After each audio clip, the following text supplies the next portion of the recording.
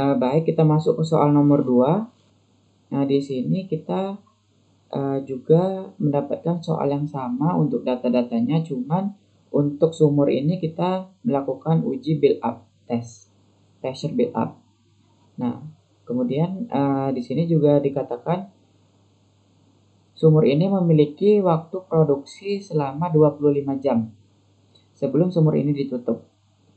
Jadi kita bisa mendapatkan data untuk TP atau production time-nya selama 25 jam.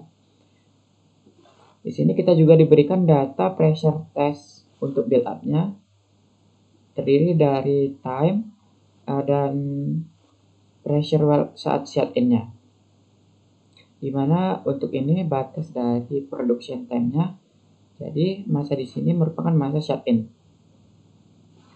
Jadi soal yang pertama kita diminta untuk menganalisa flow regime apa yang terjadi selama proses build up test, pressure build up.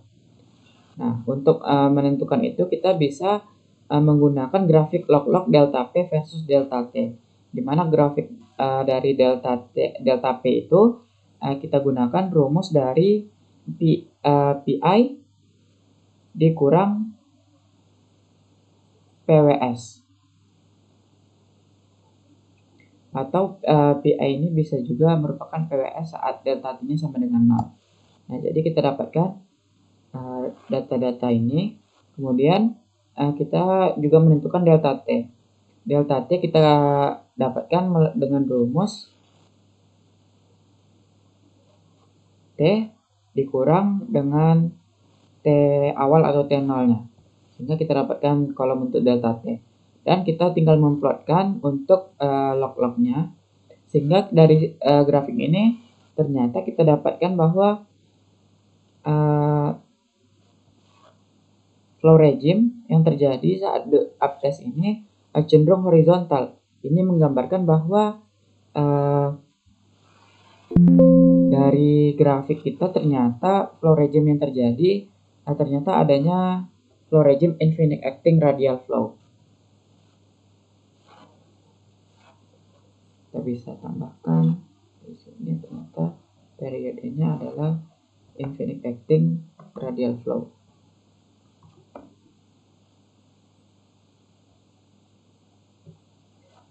Juga terlihat di sini mulai dari sini datanya horizontal. Nah, kita tidak perlu lagi mencari apakah itu well-bore storage ataupun steady state. Kemudian untuk menjawab soal nomor 1, flow regime yang utama yang terjadi di sumur ini adalah infinite acting radial flow. Nah, kemudian kita juga dapat menjawab soal nomor 1 dengan membuat grafik semi-log, yaitu grafik semi-log dari PWS pressure well saat shut-in versus Horner time. Horner time ini kita dapatkan dari rumus DT ditambah delta T per delta T.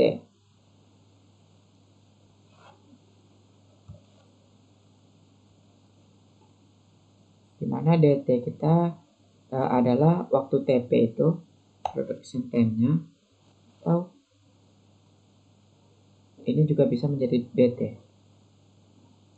Kemudian kita tambahkan dengan delta T per delta T sehingga kita dapatkan Horner time-nya. Kemudian dari situ kita bisa memplotkan antara PWS versus Horner time. Nah, untuk grafik ini kita membuat skala log untuk Horner time-nya. Sehingga dari sini kita lihat adanya penurunan mulai dari kita juga bisa nantinya mengidentifikasi region apa yang terjadi dari grafik ini. Di sini terlihat adanya penurunan hingga titik ini, kemudian konstan atau linear, dan terjadi penurunan di T akhirnya. Dari sini kita bisa menganalisa bahwa kita bisa membagi-bagi antara region dari masing-masing penurunan data. Untuk data yang pertama, untuk region yang pertama itu LTR, yang di tengah adalah NTR, dan yang terakhir ada ATR. ATR merupakan early time ratio di mana ini masih ada dampak dari efek Wilbur storage, di mana data menunjukkan seperti transient hingga memasuki fase dari MTR atau middle term region. Nah, di sini data terlihat linear karena di masa MTR ini akan terbentuk aliran radial flow. Nah, kemudian untuk yang fase ini terlihat kenaikan, ini kita identifikasikan sebagai LTR dari long term region. Ini merupakan efek dari boundary effect. Nah, jadi untuk kita menganalisa suatu reservoir, kita harus menganalisa dari radial flow-nya, sehingga kita bisa menarik garis lurus untuk menentukan akhirnya slope-nya. Nah, dari sini untuk menjawab soal yang nomor 1, ternyata flow regime utama yang terjadi selama build up ini adalah infinite acting radial flow pada middle time region atau middle term region-nya. Karena bagian ini adalah paling linear pada grafik semi-log. Dan MTR mencerminkan radial flow yang merupakan flow regime utama untuk analisis parameter reservoir. Kemudian soal nomor 2 kita diminta untuk menghitung nilai permeabilitas dari reservoir. Sama seperti tadi, untuk kita mengestimasikan untuk menghitung nilai permeabilitasnya, kita harus menentukan terlebih dahulu slope dari grafik. Slope kita ambil dari garis lurus di mana data menunjukkan radial flow atau linear, sehingga kita mendapatkan karena di sini data untuk T1-nya dan T10-nya ini, untuk T1-nya tidak ketemu ya hasilnya, jadi kita bisa juga menggunakan nilai-nilai yang ada di dalam rentang satu cycle ini. Di sini saya menggunakan T1-nya adalah 3 jam dan T2-nya 5 jam. Sehingga dari sini kita dapatkan T1-nya untuk PWS1-nya 1038,6 PSI dan T2-nya adalah 1039 PSI. Ini ya. Kemudian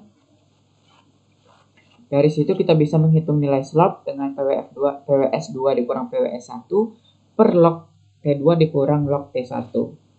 Sehingga kita dapatkan slope-nya adalah minus 3,1533. Kemudian untuk nilai permeabilitasnya kita juga sama menggunakan persamaan sebelumnya juga, yaitu minus 162,6 dikali laju alir dikali faktor volume informasi dikali viscosity per slope dikali tebalan.